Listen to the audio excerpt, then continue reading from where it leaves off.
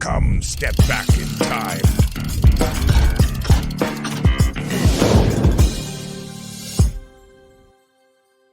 Welcome back, fellow time travelers, to our captivating journey through the annals of history. Today, we're catapulting ourselves back into the heart of the Middle Ages, an era teeming with gallant knights, formidable castles, and the intricate web of feudalism.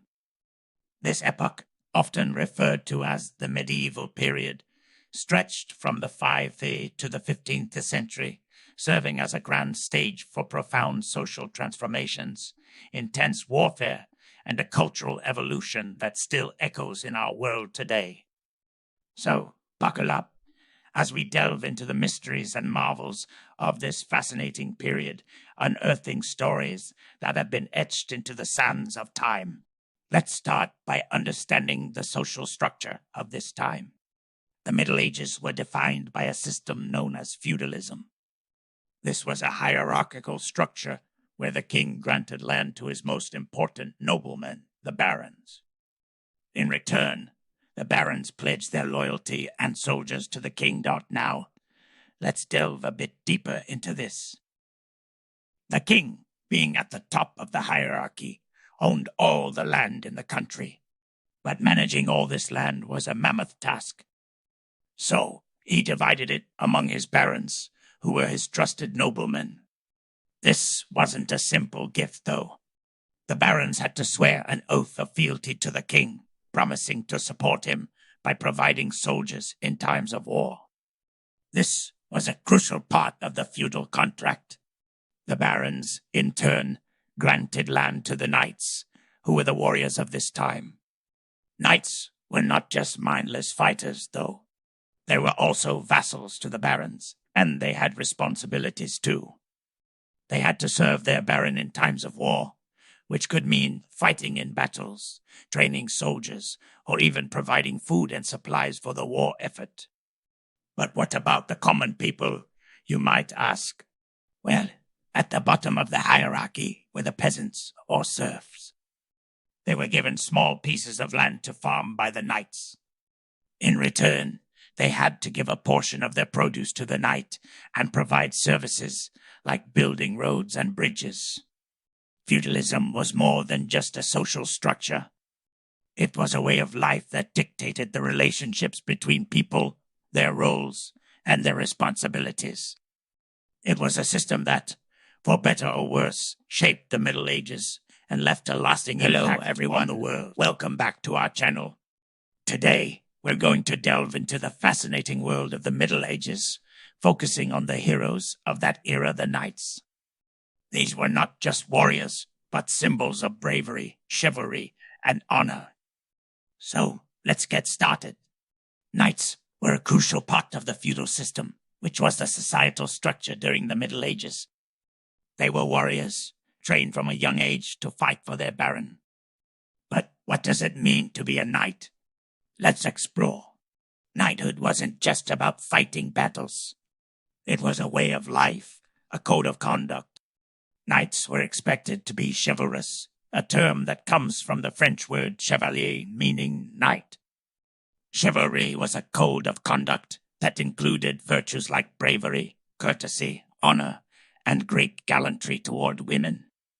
But how did one become a knight? It wasn't a simple process. Boys as young as 7 were sent to the castles of their father's lord to learn the ways of a knight.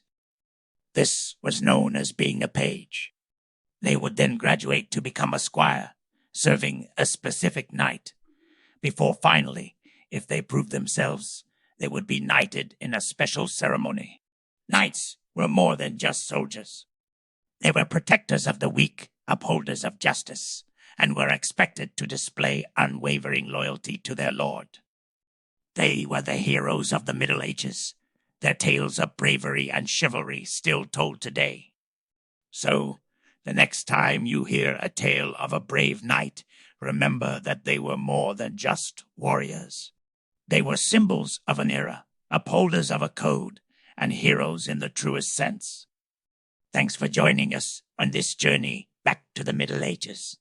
Don't forget to like, share, and subscribe for more fascinating historical insights. Until next time, castles, the heart of the medieval world, were more than just homes for the nobility. They were fortresses designed to withstand the harshest of sieges and protect the people inside. Imagine high walls towering above the landscape, made from the strongest stone. These walls were often surrounded by a moat, a body of water that served as the first line of defense against invaders. Now picture the towers.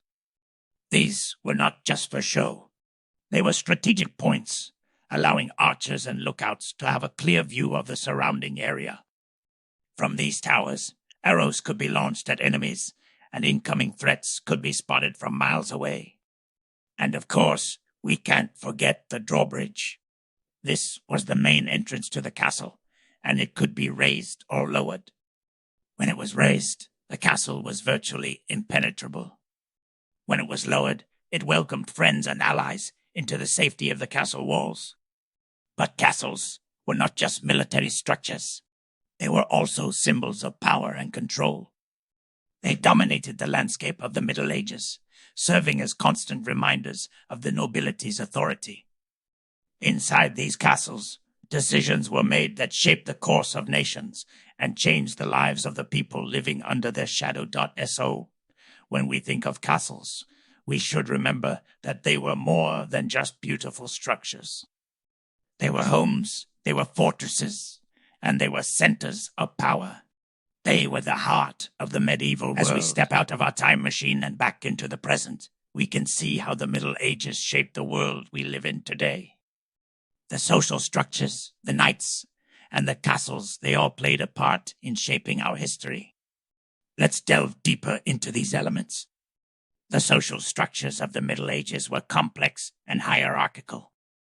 At the top were the monarchs, followed by the nobility, the clergy, and the common people.